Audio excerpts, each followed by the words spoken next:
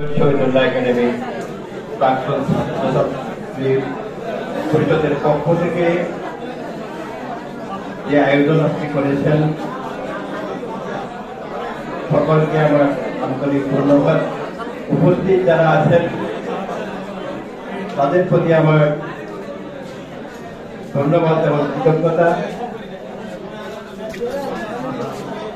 বলার মতো মানসিক পরিস্থিতি আজকে আমার নেই, এই কারণে আমি আজকে নিজেকে অত্যন্ত গর্বিত মনে করছি, ধন্য মনে করছি। কি দিতে পেরেছি, কি দিতে পারি নাই আমি সেটা বলবো না,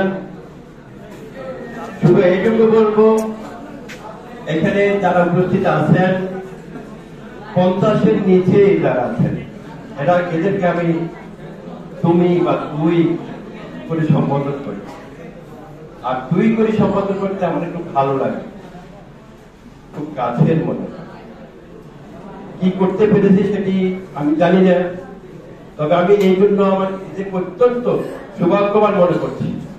আজকে আমার সামনে এত প্রতিষ্ঠিত এক একজন এক এক জায়গায় সুপ্রতিষ্ঠিত ব্যক্তি রয়েছেন যারা আমার জন্য এরকম একটা আয়োজন করেছেন, এই জন্য আমি ধন্য। সাথে সাথে বলার মতো একদম এলোমেলো হয়ে যাচ্ছে। যেখানে একটু চিন্তা করছিলাম যে প্রথমে আমি অত্র বিদ্যালয়ে যে 4 জন প্রতিষ্ঠাতা আছেন, এই প্রতিষ্ঠাতা ইত্যাদির কারণে আজকে এই ডক্টর শহীদুল্লাহ একাডেমি নামে একটা প্রতিষ্ঠান সৃষ্টি হয়েছে। এই ডক্টর মোহাম্মদ শহীদুল্লাহ যেরকম একটা পবিত্র নাম, আর এই পবিত্র নামের সার্থকতা এখানকার প্রজন্মরা দিয়েছেন। এই 4 জন প্রতিষ্ঠাতার সাথে সাথে এখানকার আরো অনেকেই শ্রম মেধা পরিশ্রম করে এই প্রতিষ্ঠান সৃষ্টি করেছে। এই প্রতিষ্ঠান থেকে যারা বেরিয়ে আসছেন এরা একটা যুগান্তকারী উদাহরণ। আমি আমার বন্ধু মহলে বলি, আমাকে অনেক সময় জিজ্ঞেস করে এই হেল্পলাইন ব্যাপারটা কি, আর আমাদের যে একটা শক্ত মজবুত এবং অত্যন্ত মানবিক কার্যক্রমের সাথে সংশ্লিষ্ট যে প্রাক্তন ছাত্র পরিষদ রয়েছে, এগুলা নিয়ে আমরা অনেক সময় নিজেকে গর্বিত মনে করি।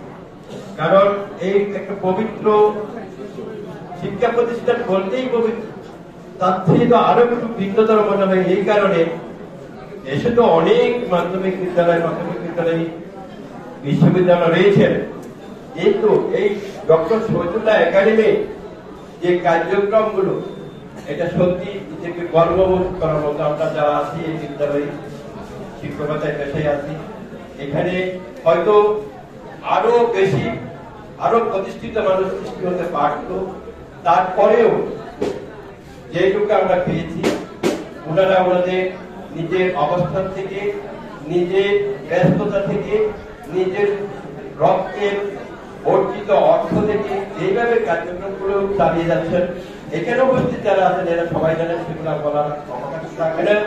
তবে আমি শুধু এইটুকু বলবো, এই শহীদুল্লাহ একাডেমি অনেকে হয়তো স্বল্পতার কারণে, সময় স্বল্পতার কারণে প্রকাশ করতে পারেননি, যে এই ধারাবাহিকতার জন্য চলমান থাকে। আর আমার কাছে গত 2 মাস থেকে শুধু আমি রাস্তায় হাঁটতে গেলে, চিকিৎসা দিকে গেলেই অনেক মুরব্বী আছেন যারা আমাকে রাস্তায় দাঁড়িয়ে করে জিজ্ঞেস করেন, স্যার আপনি নাকি চলে যাবেন।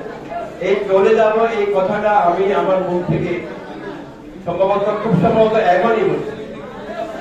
আর সবাই আমাকে জিজ্ঞেস করে বিভিন্ন সোর্স থেকে, হয়তো আমার শিক্ষক পরিষদ থেকে হয়তো একটা আন্তরিকতার সাথে হয়তো শ্রদ্ধা করে হয়তো বলেছেন যে স্বাস্থ্য চলে যাবেন, এই ব্যবস্থা জানছেন, কিন্তু যখনই জিজ্ঞেস করেন তখনই আমার কাছে মনে হয় যেন কি একটা আন্তরিকতা, কি একটা স্নেহাশীষ অবস্থার মধ্যে থাকতে হয় আমাকে। অনেক সময় দীর্ঘতর্ক করি, কারণ এত গভীর ভাবে কথাগুলো বলেন, এগুলা সত্যি অনুভূতির ব্যাপার।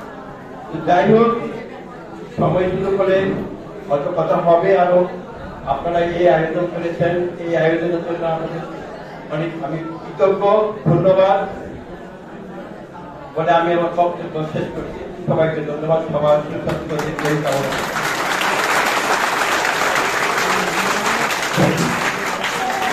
সম্মানিত উপস্থিতি,